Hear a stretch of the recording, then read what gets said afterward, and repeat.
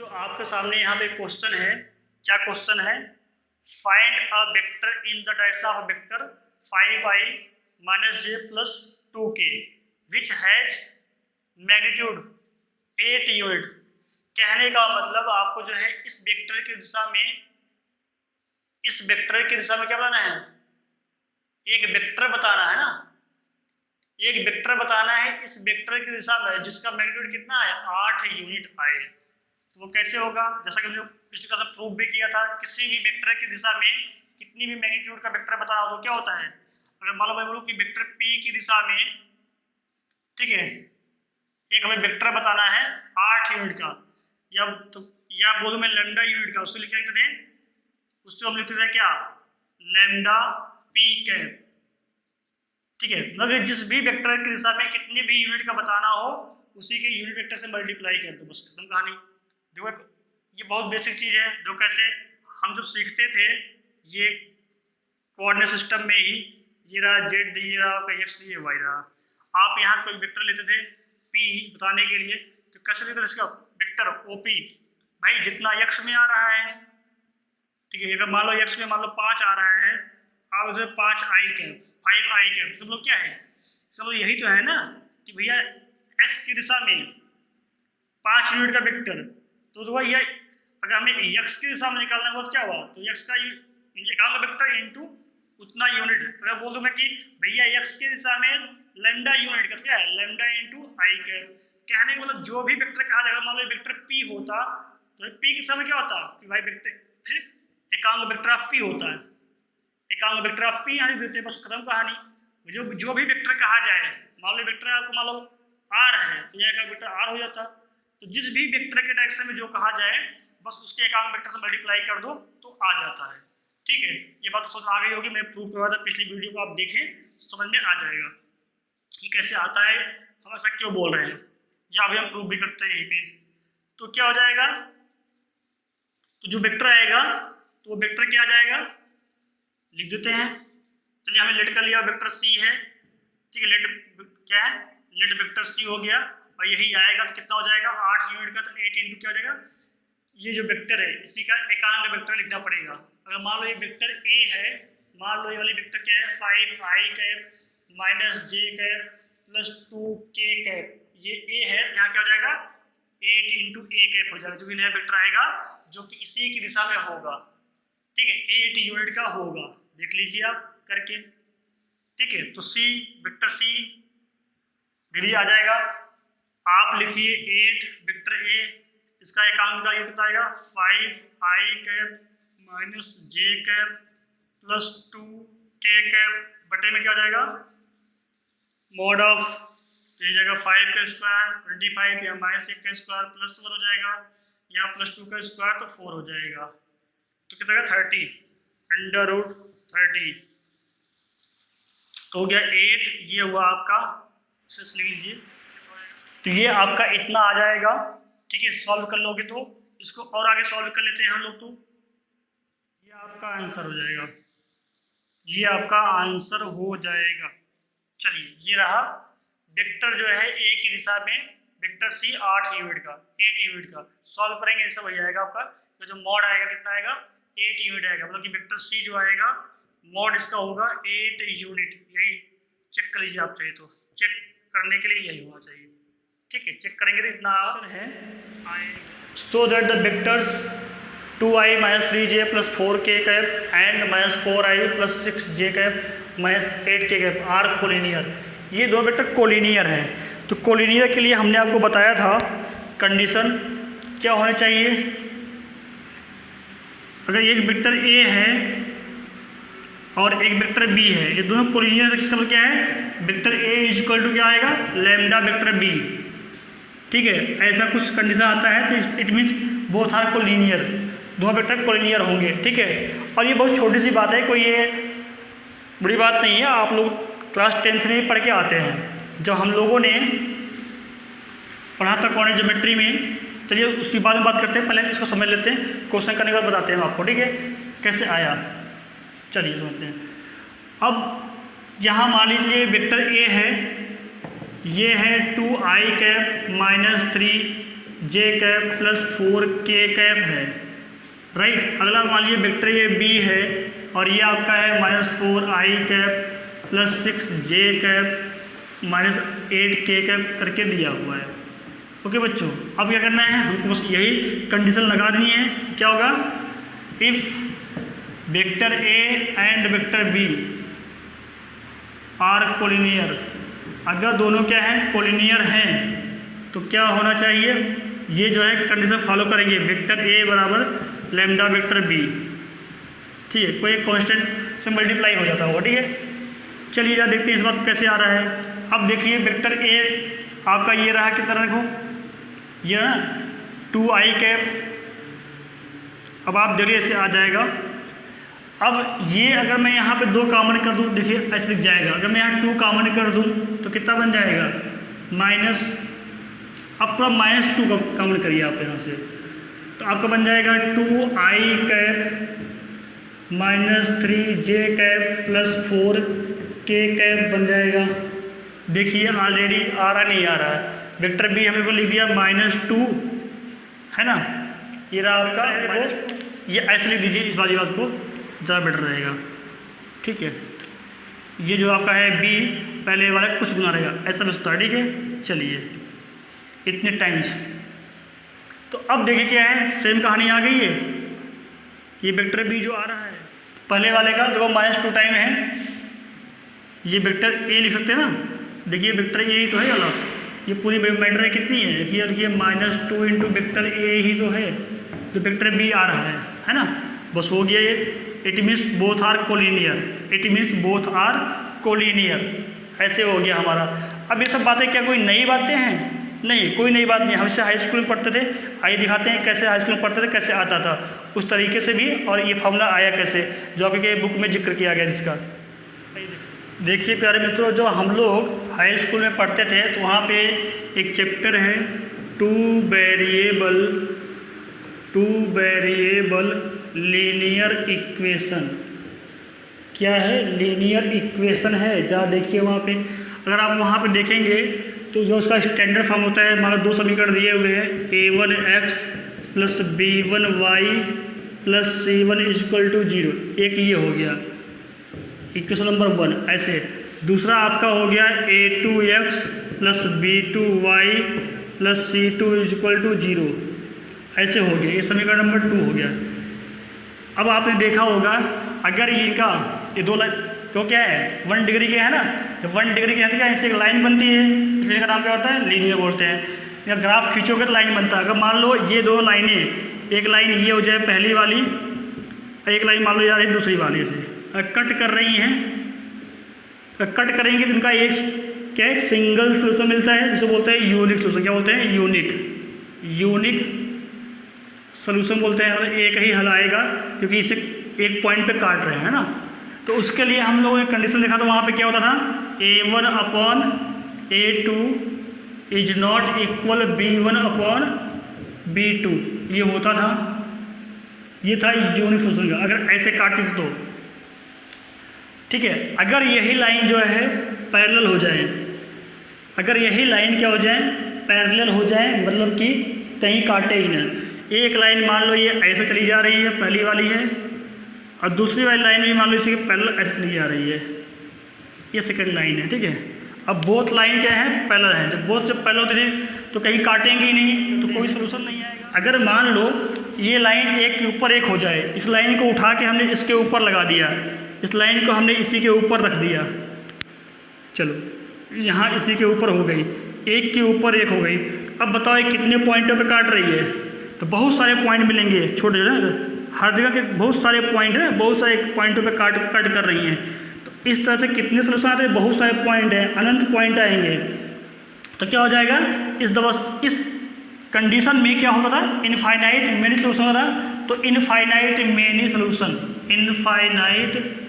Infinite many solution, अनंत हल होंगे। उसके लिए क्या था कंडीशन, उसके लिए शर्त यही थी ना कि क्या होगा, a1/a2 बराबर b1/b2 बराबर c1/c2।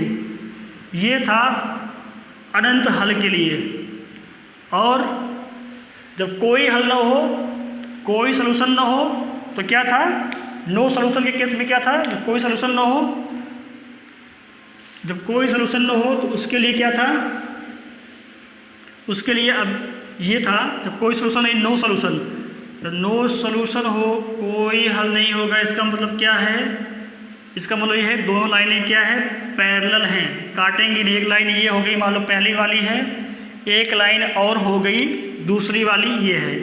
अब ये दोनों लाइन पैरेलल हैं, कहीं कोई कटिंग नहीं हो रही है, तो काटेंगी नहीं, नो सलूशन होगा इस केस में। तो इसका कंडीशन क्या था, इस अवस्था में कंडीशन ये थी, नो सलूशन में क्या था, A1/A2 बराबर B1/B2 इक्वल टू C1/C2 जो है ये नॉट इक्वल होता नहीं है, बराबर नहीं है, ठीक है, नॉट इक्वल है वो, ये C1 है, नॉट इक्वल है, ये कंडीशन हुआ करती थी। तो ज़रा देखिए इसी से ही क्या है, हम इस क्वेश्चन कर सकते हैं, अगर हमें पता है तो। देखिए इस क्वेश्चन को दोबारा इन कंडीशन से करते हैं, कैसे होता है। अब ज़रा देख लीजिए, अगर इस वाले समीकरण को ले लिया जाए पहले वाले को, तो इसको अगर मैं बोल दूँ A1, तो यहाँ पहले वाले में A1 बराबर 2 आएगा, ठीक है, B1 बराबर कितना आ जाएगा -3, C1 बराबर कितना आ जाएगा +4। ऐसे ही देखो जरा आप यहाँ आ जाओ, इस वाले में देखो A2 बराबर कितना आ जाएगा -4, B2 बराबर कितना आ जाएगा आपका +6 और C2 बराबर कितना आ जाएगा -8। जरा देखो क्या बनता है, A1/A2 बराबर B1/B2 बराबर C1/C2 आ रहा नहीं आ रहा, एकदम आ रहा है, यहीं पे यही कंडीशन फॉलो हो रही है। चेक इट, क्या हो रहा है, देखिए A1 कितना है 2, A2 कितना है माइनस इतना हो जाएगा, B1 -3, B2 6, C1 को 4, A -8 तो -4/8 ही हो जाएगा। जब ये जब काटिए सब बराबर आएंगे ना, ये सब में माइनस से हटा दो, तो 1/2 सब 1/2 के बराबर आ रहा है। इट मीन्स कंडीशन फॉलो हो गई, तो क्या होगा, इनफाइनाइट मेनी सोल्यूशन होगा। जब इनफाइनाइट मेनी सोल्यूशन मतलब क्या भाई, एक के ऊपर एक है ना, ऐसे ही ऐसे जा रहा है, इट मीन्स क्या हुआ, कोलिनियर है, क्या है, कोलिनियर है, भाई एक लाइन बने, रेखा बने, कोलिनियर, एक रेखा में आ रहे हैं सब, एक रेखा बन जा रही है, इट मीन्स ये कोलिनियर है और इसके इनफाइनाइट मेनी सोल्यूशन हो सकते हैं, ठीक है। ये रहा हमारी कंडीशन के हिसाब से। अब देखिए जो मैंने उस फार्मूले को बताया था कि कोई जो दो वेक्टर होंगे, देखो इसी से वो भी आ गया, कोलिनियर का शर्त कंडीशन आई थी, क्या हमने बोला, कोई एक वेक्टर दिया है, दो वेक्टर A और B, vector A and B क्या होंगे, कोलिनियर होंगे, तो क्या दिया होगा, B बराबर λA या A बराबर λB, क्या होगा, या तो आपको दिया होगा, या दिया होगा A बराबर वेक्टर A बराबर λ वेक्टर B, ठीक है, ये दोनों में से कोई एक फॉलो हो जाएगा, ठीक है। तो देखो ये आया कैसे था, ये ऐसे ही तो आया, जब इनको हम, तो ये पहला बटे दूसरा हुआ ना, पहला बटे दूसरा हुआ, इसको क्या, अगर मान लो वेक्टर A दिया हो, ऐसे कोई एक वेक्टर B दिया हो, तो दोनों को देखो रेशियो क्या आता है, एक कांस्टेंट आ जाएगा, वो क्या है, कांस्टेंट ही तो आ रहा है, इन सबका रेशियो कांस्टेंट आता था, इसको क्या है, इसको एक कांस्टेंट नंबर ले लिया गया, एक कांस्टेंट आ गया, बराबर जो रेशियो आता है, रेशियो फिक्स आता है ना, रेशियो कांस्टेंट आता है, तो एक कांस्टेंट ले लिया, कांस्टेंट ले लिया, तो हमसे यहीं से कभी कंडीशन मिल जाती है, A बराबर λB, A बराबर λB, वेक्टर A बराबर λB, वेक्टर A बराबर λ वेक्टर B, ये कंडीशन बन गई। तो ये सारी बातें जो हमारे हाई स्कूल से ही जगह हम जानते हैं तो समझ जाएंगे, ज़्यादा पढ़ने की जरूरत है नहीं है, ये सब वही कॉन्सेप्ट है, बस यहाँ पे वेक्टर में दिखा दिया गया है। तो चलते हैं आगे। आपको इस क्वेश्चन में क्या बोला गया, find the direction cosines of the vectors i cap + 2j cap + 3k cap. आपको यहाँ क्या बताया, डायरेक्शन कोसाइंस। डायरेक्शन कोसाइंस आप जानते ही हैं क्या होता है, कॉस अल्फ़ा क्या था, x/mod ऑफ वेक्टर r, इधर कोई सा वेक्टर, कॉस बीटा याद आ रहा होगा, y/mod of vector r, cos gamma याद आ रहा होगा आप लोगों को, z/mod ऑफ r। ये सब होता था। इन्हीं को हम एल एम एन से डिनोट करते थे। और आपने ये भी देखा था एल का स्क्वायर प्लस एम का स्क्वायर प्लस एन का स्क्वायर कितना आता है, 1 आता है। ये सब बात हमने देखी थी अपनी प्रीवियस क्लास में। ओके बच्चों, तो अब हमें यहाँ निकालना है। तो सिंपल सी बात है, यक्स क्या है, यक्स का कंपोनेंट था जो यक्स में आता था, यहाँ वो कितना है 1 है, वाई में 2 है, यहाँ 3 है। बाकी ये मॉड, तो उसी वेक्टर का मॉड निकाल लीजिए।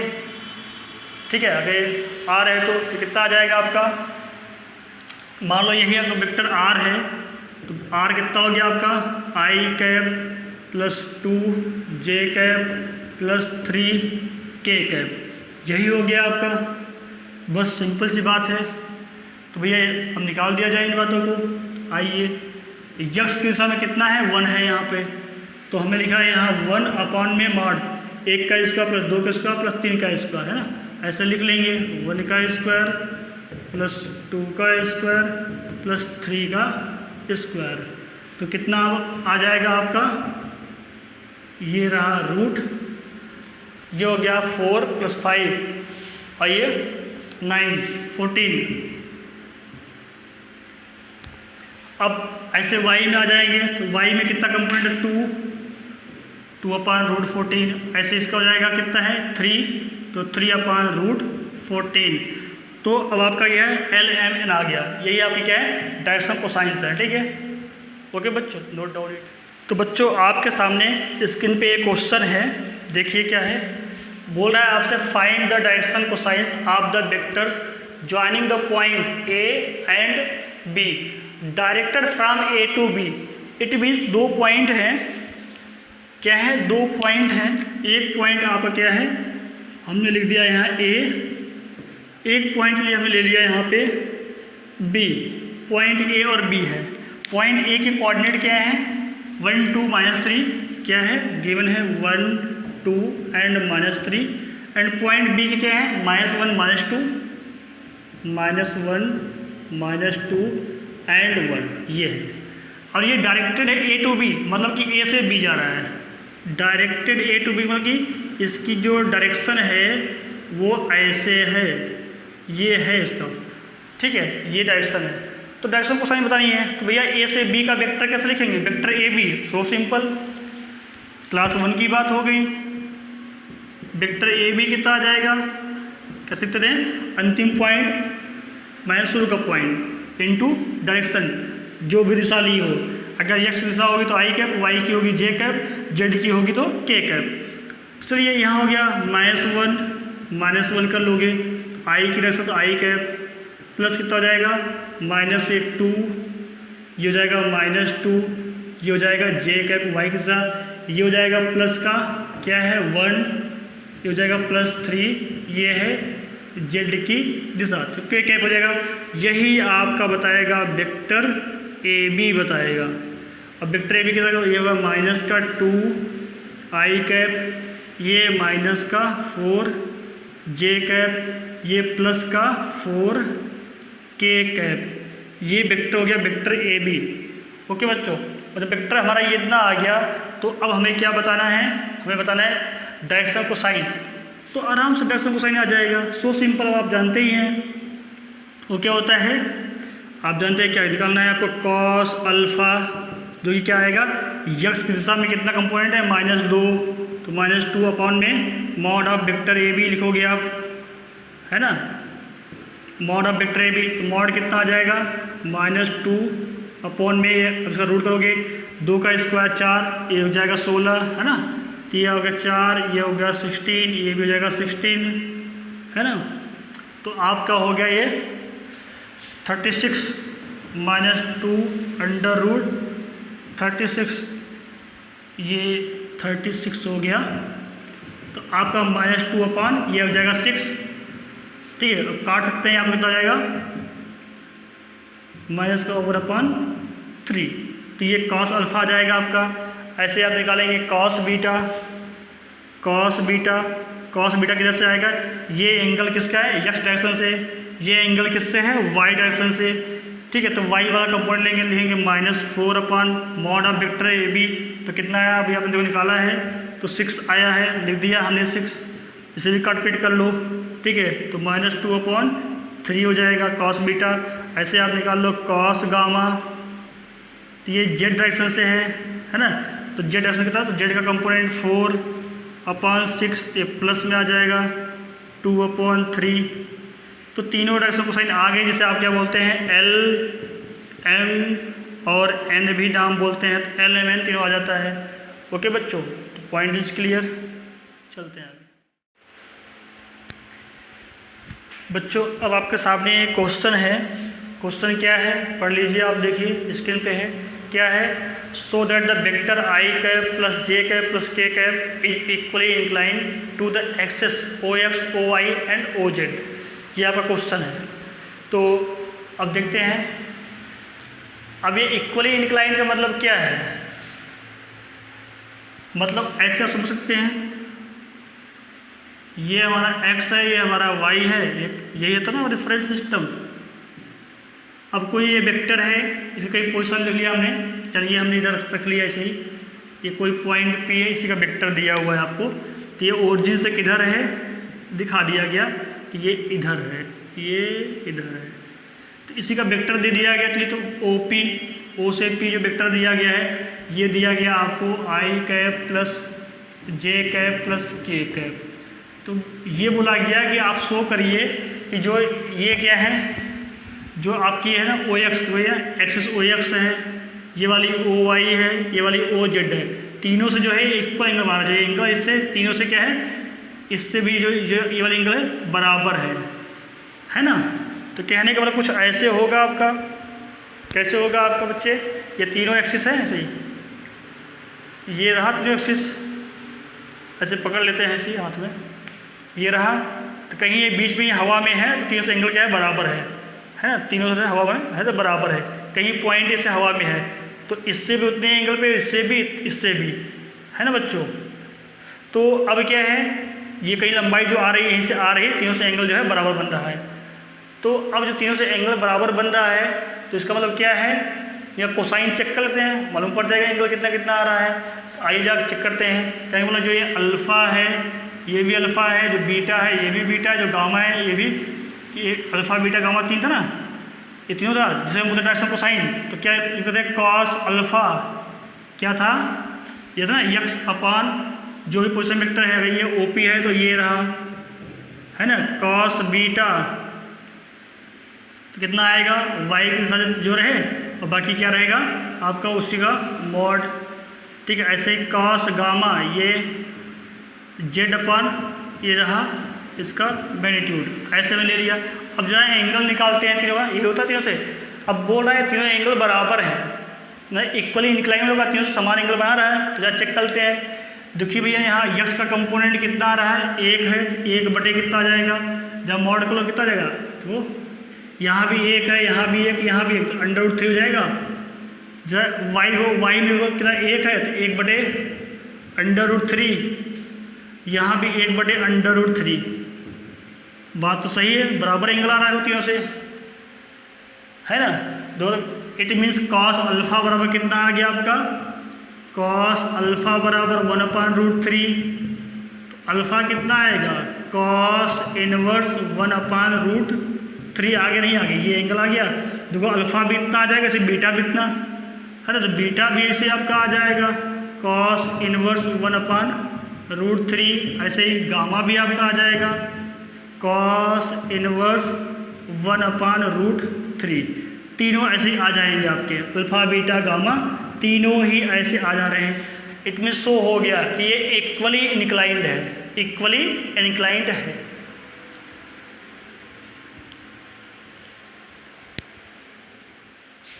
बच्चों आपके सामने क्वेश्चन है, find the position vector of point R which divide the line joining 2 point P and Q whose position vectors are I plus 2j minus k and minus I plus j plus k respectively in the ratio 2:1।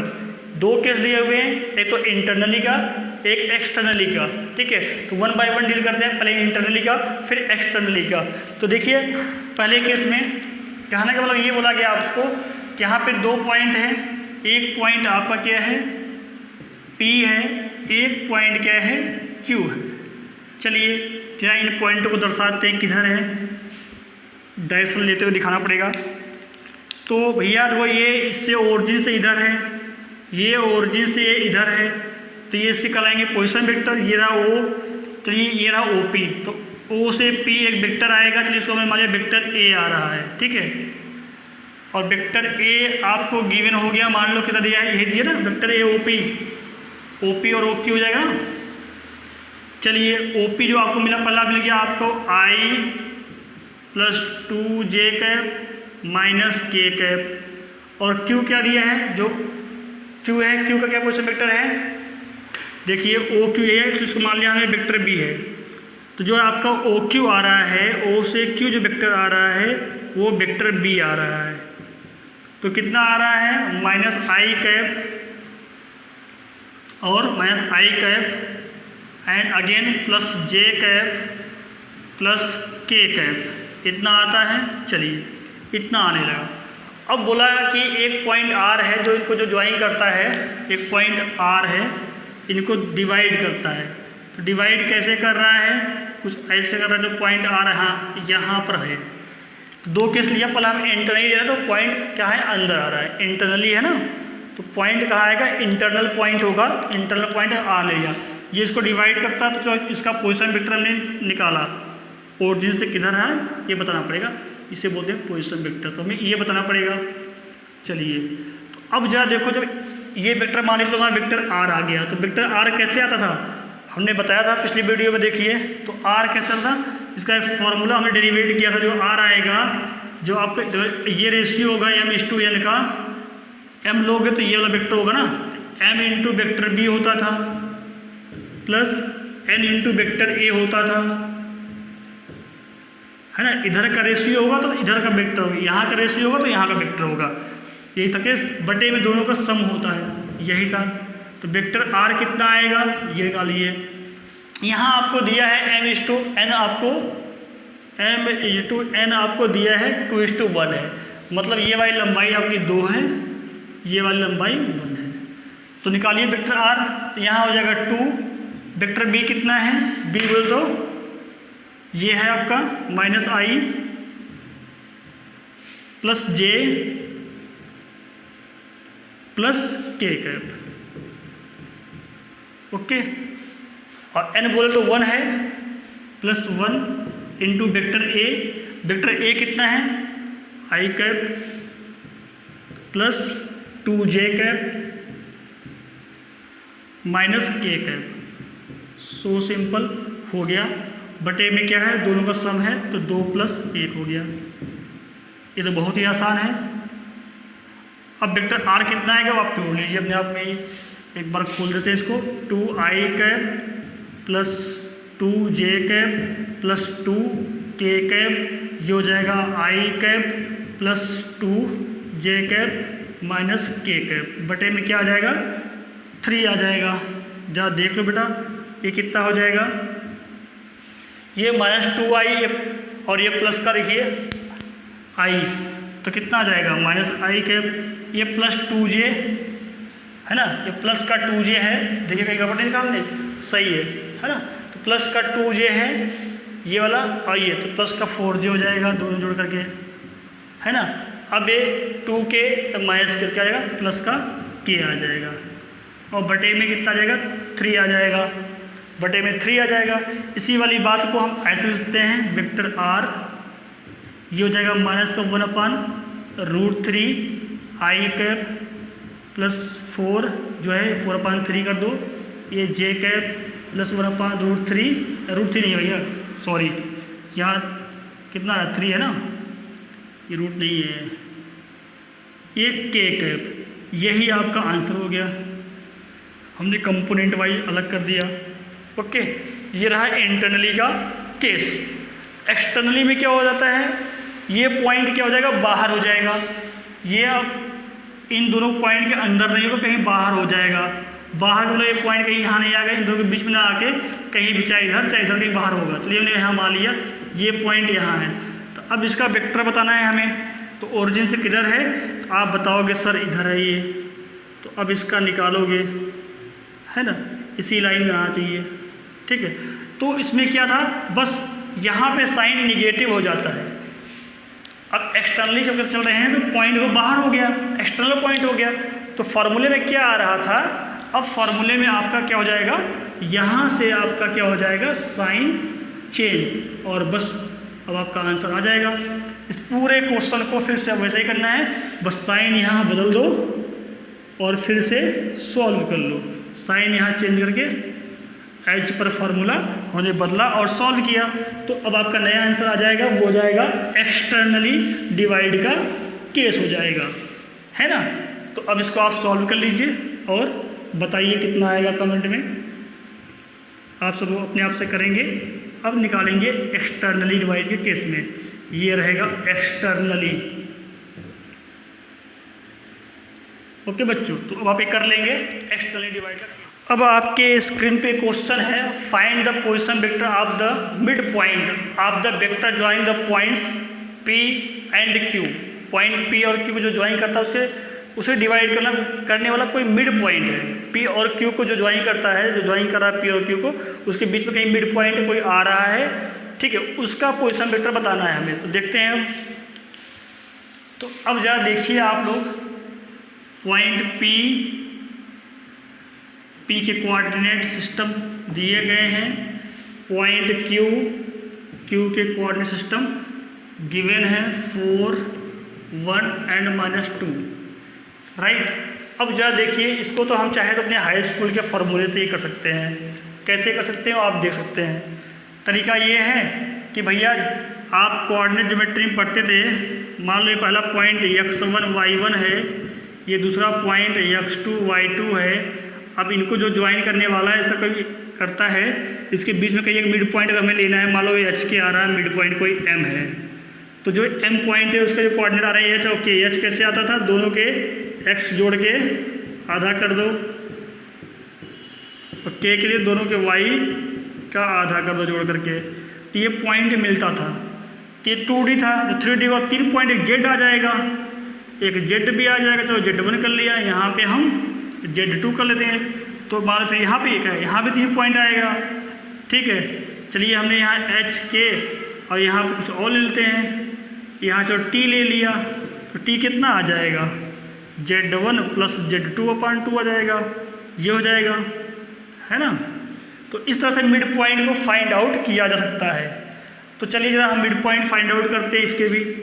तो यहाँ पे बोला गया कि कोई जो है, जो ज्वाइन करने वाला है, इसका कोई मिड पॉइंट है। चलिए मिड पॉइंट ले लिए, चलिए m आ गया। तो मिड पॉइंट कैसे आएगा, 2 जोड़ो, 4 + 2 6, आधा 3, 1 + 3 4, आधा 2, ये जोड़ दो, 2 आएगा, 2 का आधा 1 हो गया। अब बोला पोजीशन वेक्टर बताओ, ठीक है, जो मिड पॉइंट है।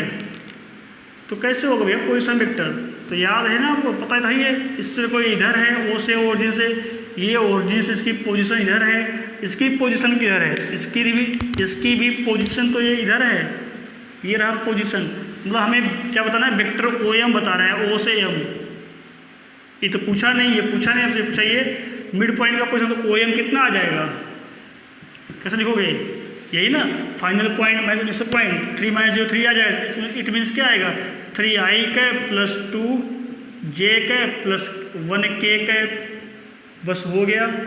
यही तो है आपका, यही रहा पोजीशन वेक्टर। ये तो देखते ही ऐसे बता सकते थे विदाउट पेन चलाए, लेकिन मैंने आपको बताने के लिए पेन चलाया। तो ठीक है, ऐसे कर सकते हैं। एक तरीका और है करने का, वो तरीका क्या है, सेक्शन फार्मूला का, जिसे अपने पिछले क्वेश्चन में किया था अभी, वो क्या है, चलिए उसको देखते हैं। अब सेकेंड तरीके से लिखा जाता है। तो जरा आप देखिए सेकेंड तरीके में क्या है। सेकेंड तरीके में ये है, देखिए ये पॉइंट P रहा है, ये पॉइंट Q रहा है। तो भैया ये P किधर है, इसका पोजीशन वेक्टर लिख लीजिए, ये किधर है, इसका लिख लीजिए। तो इन दोनों को जो ज्वाइन कर रहा है, उसको डिवाइड करने वाला पॉइंट ये है। तो जो पॉइंट डिवाइड करता है उसका पोजीशन वेक्टर लिए हमने मान लिया ये R आ रहा है। तो ये R कैसे निकालते थे आप लोग, अगर मान लो ये OP वेक्टर A मान लिया जाए, जो ये है, इसका वेक्टर A आ गया, निकाल लिया हमने, इसका OQ का निकाल लिया, चलो वेक्टर B आ गया। तो क्या आता था फार्मूला, और ये इंटरनल पॉइंट है, तो क्या आता था, इंटरनली डिवाइड का केस, वेक्टर R बराबर, है ना, अगर ये रेशियो दिया था आपको यहाँ पे, मान लो यहाँ जो रेशियो था है ना, ये m, ये कैपिटल मानिएगा ये वाला, ये रेशियो n, तो ये रेशियो आपको गिवन था, तो उस केस में ये वाला रेशियो तो ये वेक्टर प्लस ये वाला रेशियो तो इधर वाला वेक्टर बटे में दोनों का सम, ये करते थे बाय द फार्मूला। तो इसका वेक्टर आता था ऐसे, तो ऐसे वो आ जाएगा इसका, तो वेक्टर r भैया क्या है, मिड पॉइंट है ना, ये मिड पॉइंट है। जब ये मिड पॉइंट है तो क्या हो गया, रेशियो तो बराबर होगा, जो आपका m/n होगा वो कितना आ जाएगा, 1:1 का आ जाएगा, बराबर है दोनों, तो क्या आ जाएगा, दोनों 1 हो जाएंगे, तो क्या आ जाएगा, ये भी रख लो, वेक्टर b हो जाएगा, ये प्लस वेक्टर a हो जाएगा, ये 1 + 1 ये लिख दिया जाएगा। तो कितना आ गया, ये आएगा vector a plus vector b बटे 2 आ गया। ओके, अब जहाँ दोनों जोड़ लो, दोनों वेक्टरों को जहाँ जोड़ के दो कितना आ जाता है, वेक्टर a और वेक्टर b। जहाँ वेक्टर a आपने निकाला नहीं, जहाँ वेक्टर a निकाल लो, वेक्टर b निकाल लो, तो वेक्टर a कैसे आएगा, यहाँ से यहाँ वेक्टर a बोल तो OP, यही ना, O से P, तो कितना आएगा O से P, तो 2i 3j प्लस 4k, ये निकालना हमने सिखाया बहुत पहले ही, 2i plus 3j plus 4k का। समझ ना आए कैसे निकालते हैं तो पिछला वीडियो आप देखिए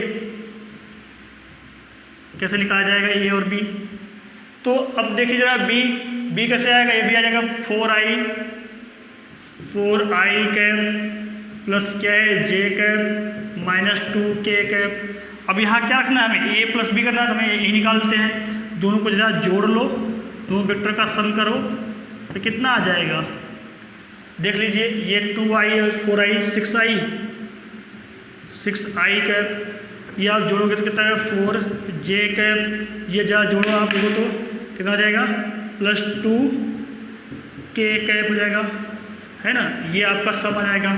अब जो है वेक्टर r को देखिए कैसे लिखेंगे, वेक्टर r आ गया आपका, देखिए 6i, देखिए यहाँ 2 से डिवाइड भी करते रखने साथ में, यहाँ बन जाएगा आपका 3i कैप, ये बन जाएगा 2j कैप, वो बन जाएगा प्लस 1k कैप, ये आपका आंसर बन गया ऐसे। तो दोनों केस में हमारा आंसर आ गया, जो हमने मिड पॉइंट निकाले उससे भी और हमारा इससे भी आ गया। तो ये रहा आपका आंसर, इस वाले फार्मूले से भी चाहे वैसे, दोनों तरीके हैं, आप इससे भी कर सकते हैं। क्वेश्चन लिखा हुआ है, so that the point a b and c with position vector a b and c respectively form, क्या फॉर्म करता है, versus of a right angle triangle. कहने का मतलब ये है कि जो आपका ABC है ये किसके वर्टेक्स हैं, एक राइट एंगल ट्रायंगल। तो देखिए तरीका नंबर 2 में ये है, अब ये पॉइंट A है, पॉइंट B है, पॉइंट C है, हमारे लिए ट्रायंगल बन रहा है। ओके बच्चों, ये ट्रायंगल बन रहा है हमारे लिए। अब ये ट्रायंगल बन रहा है, तो ये सब क्या बता रहे हैं, जो ये आपको मैं डॉटेड कर दे रहा हूँ इनको, ये क्या बता रहे हैं, ये बता रहे हैं इन पॉइंटों की लोकेशन पोजीशन किधर है, मतलब कि पोजीशन वेक्टर बता रहे हैं ना। तो पोजीशन वेक्टर आपको गिवन है, पॉइंट A के लिए देखो ये वेक्टर A दिया गया है, पॉइंट B के लिए क्या दिया गया है, पॉइंट B के लिए वेक्टर B दिया गया है, पॉइंट C के लिए वेक्टर C दिया गया है, राइट। अब क्या करना है आपको, अब आपको ये साइड हो गई ट्रायंगल की 1 2 3, तो आप इनका वेक्टर निकाल लो, है ना। क्या करें, इनका हम वेक्टर निकालते हैं, चलिए निकालते हैं हम। अगर हम वेक्टर इनका निकालते हैं तो ट्रायंगल बना रहे हैं तो निकाल देते हैं यहाँ से, ट्रायंगल निकालिए वेक्टर। अगर मैं वेक्टर ए बी निकालूँ तो कैसे आएगा, ए से बी, है ना, हम वेक्टर ए बी निकालें तो कैसे आएगा, देखो अगर मैं बोलूँ ए से बी, देखो इसका देखो वेक्टर यहाँ से यहाँ गया हुआ है, और फिर देखो अगला वेक्टर को ये यहाँ से यहाँ गया, तो इन दो का सम कौन वेक्टर आएगा, ये वेक्टर आएगा ना ऑलरेडी। देखो ये यहाँ से यहाँ गया, जहाँ एंड हुआ उससे ये अगला स्टार्ट हुआ, यहाँ बी पे गया, तो इन दोनों का सम कौन आएगा, बी आएगा, है कि नहीं, ये वाला वेक्टर। तो कहेंगे जो वेक्टर हमारा बी आएगा कैसे आएगा, अगर मैं बोलूँ इस बात को मैं ऐसे बोलूँ तो जो हमारा वेक्टर बी है, वेक्टर बी बराबर कैसे आएगा, वेक्टर बी बराबर हमारा आ जाएगा ए प्लस ये हो जाएगा, vector a plus vector a b होगा या नहीं होगा, ट्रायंगल लॉ से, है ना। ट्रायंगल लगा दिया, ये कभी तो ये यहाँ से स्टार्ट हो, यहाँ खत्म हो, जहाँ खत्म वहाँ से उससे आगे ये स्टार्ट हो गई, तो दोनों को मिलाने वाला कौन है, यही तो है, ओ से बी तक लंबाई बी है ना। बट हमें निकालना क्या है, ए बी में तो ट्रायंगल में इंटरेस्ट है, तो ट्रायंगल निकालते हैं। तो ट्रायंगल का क्या है, ये लंबाई ए बी आ जाएगी, इसका वेक्टर आ जाएगा, तो कैसे आएगा, तो ये आ जाएगा b minus a, vector b minus vector a हो जाएगा, है ना, ये हमारा हो जाएगा, राइट। चलो हमें वेक्टर ए बी मिल गया।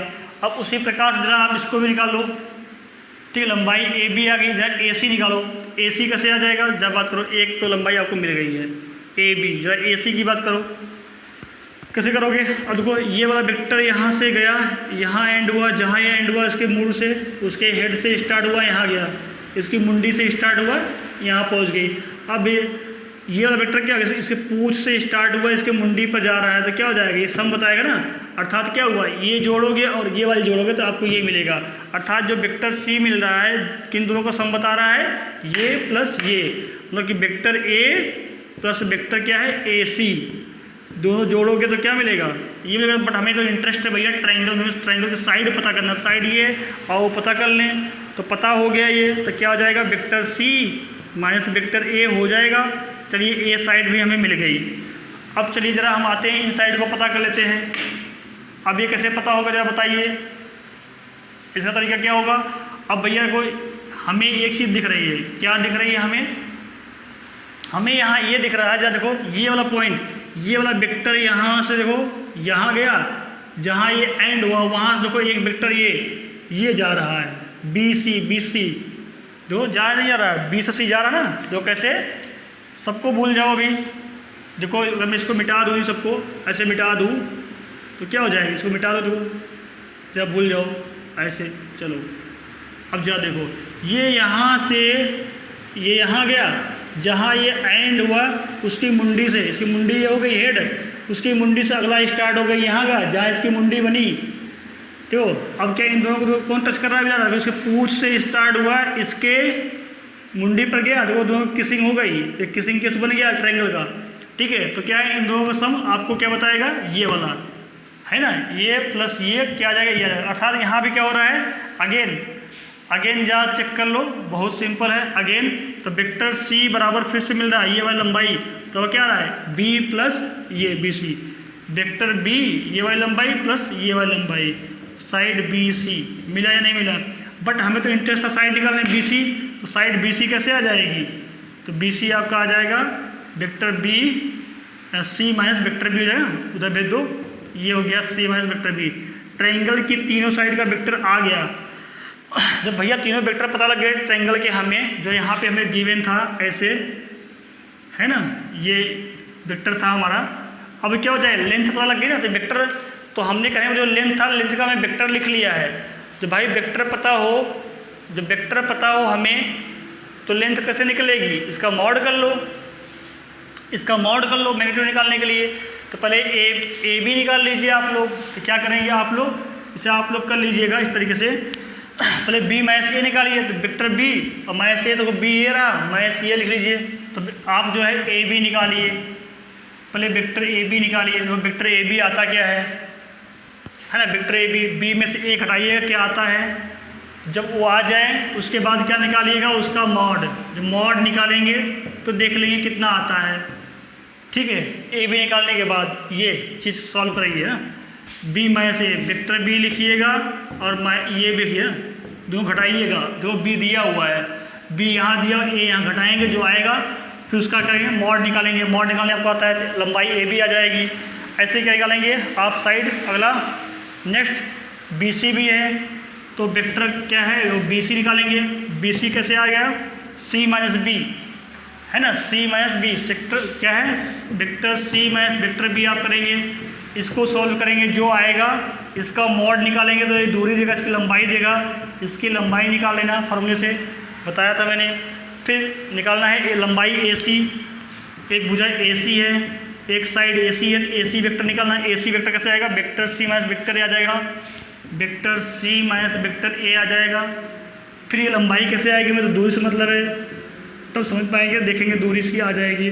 दूरी निकालने के बाद क्या करेंगे, फिर से लगा देंगे पाइथागोरस थ्योरम, देखेंगे वही क्या होगा, फिर लगाएंगे पाइथागोरस थ्योरम, तो वही आ जाएगा। फिर से पाइथागोरस थ्योरम चलने के बाद दोनों छोटी भुजा का स्क्वायर इक्वल टू बड़ी भुजा का स्क्वायर अगर सिद्ध होता है तो क्या है, वर्टेक्स हैं A B c, right angle triangle के। इस तरीके को आप सॉल्व करिएगा, ठीक है। एक तरीके से हमने सॉल्व करा दिया है, बाकी हमने हिंट कर दिया। ओके, चलते हैं आगे।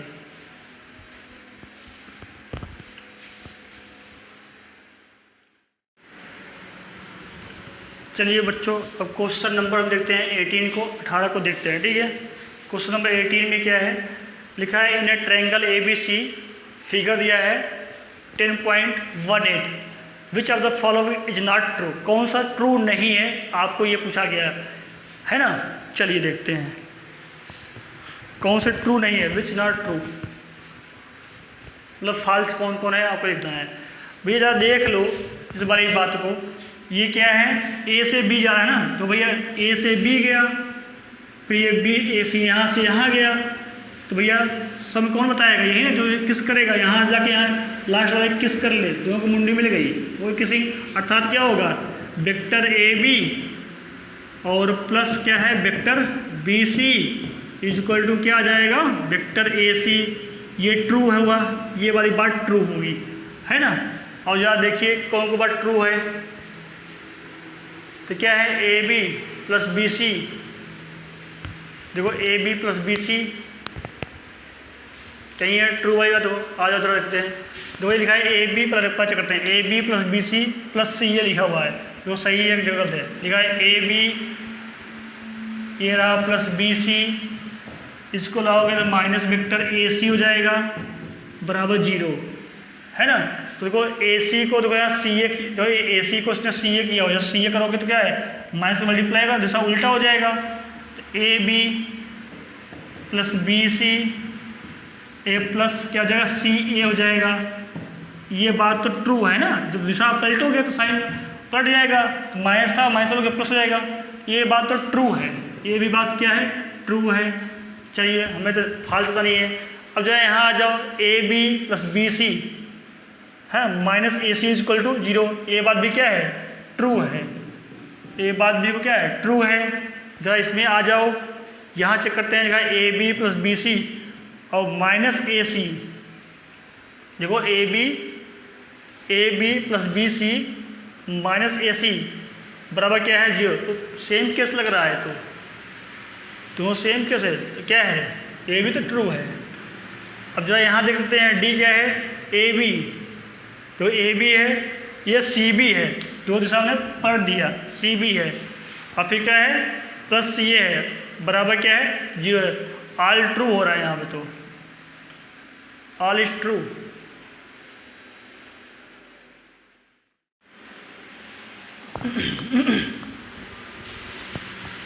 तो बच्चों आपके सामने ये क्वेश्चन है, लिखा हुआ है if vector a and vector b are two collinear vectors then which of the following are incorrect, कौन सा इनकरेक्ट है।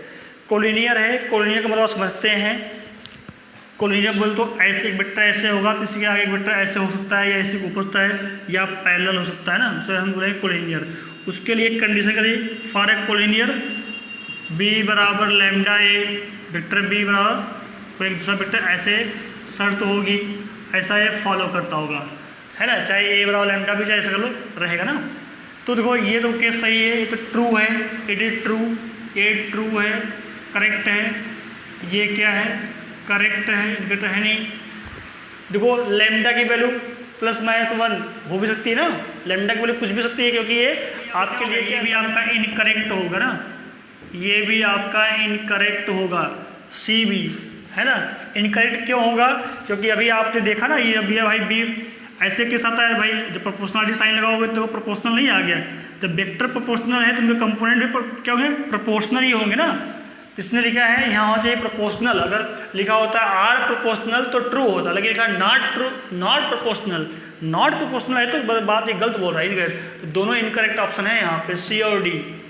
अच्छा किताब में यहाँ आपके कुछ जो है एनसीईआरटी में यहाँ नॉट शब्द नहीं लगा हुआ है, देखेंगे तो तो नॉट हटा दोगे तो ट्रू हो जाएगा। ओके, यहाँ दो क्या है, इनकरेक्ट ऑप्शन है। ठीक है, सी और डी।